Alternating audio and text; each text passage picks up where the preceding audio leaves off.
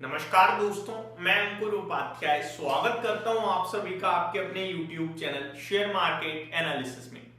बाजार में भारी भयंकर गिरावट देखने को मिल रही है। शेयर्स के दाम कुछ ऐसे टूट रहे हैं जैसे कंपनियों पे ताला लगने वाला है, लेकिन ऐसा कुछ होगा नहीं दोस्तों। ये सारी की सारी गिरावट टेम्पररी है और काफी सारे इन्वेस्टर्स ये भी कह रहे हैं कि भाई ऐसे ही बोल रहे हैं सब लोग बहुत पहले से।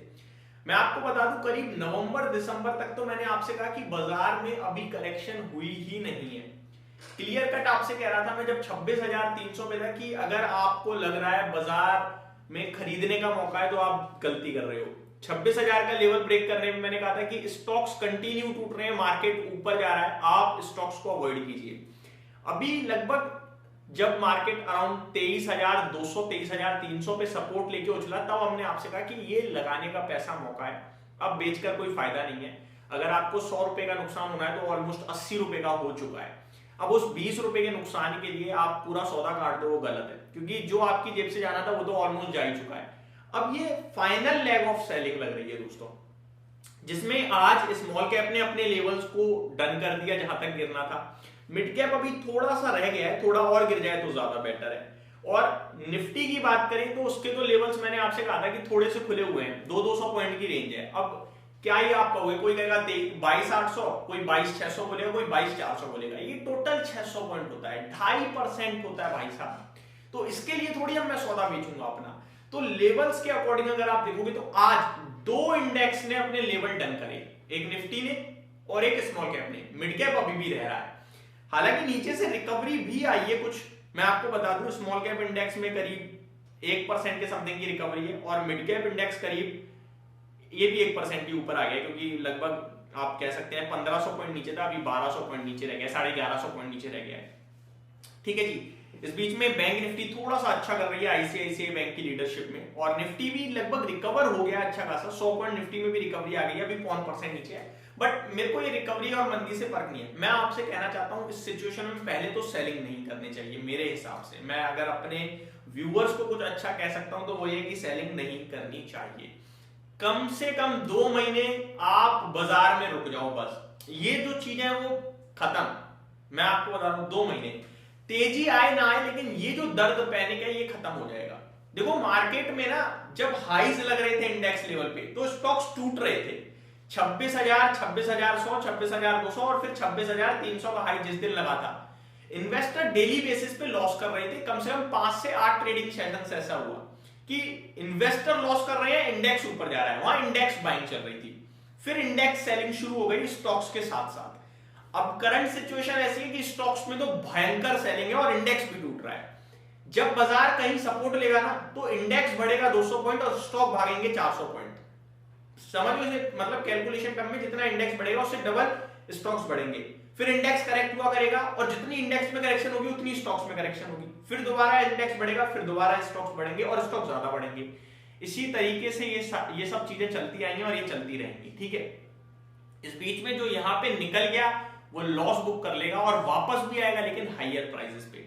अब काफी सारे इन्वेस्टर्स बोल रहे हैं कि भैया गिर तो गया है और बहुत बुरा गिर गया है, करे तो करे क्या। पहले तो सेलिंग नहीं करनी है, पैसा है तो लगाओ, नहीं है तो पोर्टफोलियो में ताला मारो और चाबी फेंक दो और बस बैठे रहो आराम से, कुछ मत करो। देखोगे तो सौदा बिक जाएगा, मैं आपको बता रहा हूँ।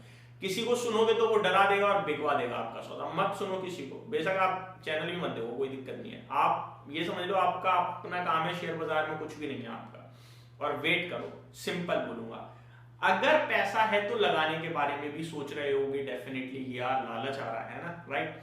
तो कहां लगाएं अपने आप में एक सवाल है। पहले मैं आपको बता दूं, दो चीजों से आपको सावधान रहना है। एक, जिनके वैल्यूएशंस बहुत महंगे हैं, वो करेक्शन तो बहुत अच्छी दिखा चुके हैं लेकिन स्टिल बहुत महंगे हैं। तो अगर आपको लगता है कि ग्रोथ तो नॉर्मल है लेकिन वैल्यूएशंस हाई है, तो अभी नहीं लूंगा यार, तुझे ले लूंगा पर अभी नहीं लूंगा, ये सोच लेना आप। ठीक है। दूसरी बात, जो ये स्टॉक मार्केट से रिलेटेड स्टॉक्स हैं, इनके ऊपर मैंने आपके साथ शेयर किया था 2 वीक पहले कि अगले 3 महीने के लिए सावधानी बरतना इन पे। इन स्टॉक्स में भी एवरेज आउट करने का समय नहीं है। क्या समय नहीं है? एवरेज आउट करने का दोस्तों। क्यों नहीं है? क्योंकि अभी भी दर्द है। देखो, स्टॉक मार्केट से रिलेटेड इन्वेस्टर डर रहा है, ऊपर से म्यूचुअल फंड में सेलिंग आ रही है, ऊपर से जो कंपनी म्यूचुअल फंड से रिलेटेड है ना, उसमें दो तरीके के लॉसेस आ रहे हैं इस समय। पहला आ रहा है उनके बाजार गिरने के साथ एयूएम कम हो रही है, राइट। एयूएम कम हो रहा है तो उनके वैल्यूएशंस भी ऑटोमेटिकली कम होंगे। दूसरा, इन्वेस्टर फ्रेश पैसा नहीं डाल रहा है और कुछ रिडीम भी कर रहे हैं, रिडम्पशन भी आ रहा है, तो ये डबल पैनिक चल रहा है। ये हो गई म्यूचुअल फंड से रिलेटेड कंपनियां। डायरेक्ट ब्रोकिंग की बात करें तो वॉल्यूम्स तो पहले ही खत्म हो गए, वीकली एक्सपायरी बंद कर दी, तो ऊपर से अभी रिटेल इन्वेस्टर ट्रेड भी कम कर रहा है। क्यों? मार्केट में पैसा नहीं बन रहा उसका, वो प्रॉफिट बुक ही नहीं कर पा रहा, कहीं लॉस बुक करके वो इंतजार कर रहा है भैया गिरेगा तो लूंगा, और गिरता ही जा रहा है, वो ले नहीं पा रहा। सिंपल है, ठीक है। ये सारी चीजों से प्रॉब्लम दे रही है।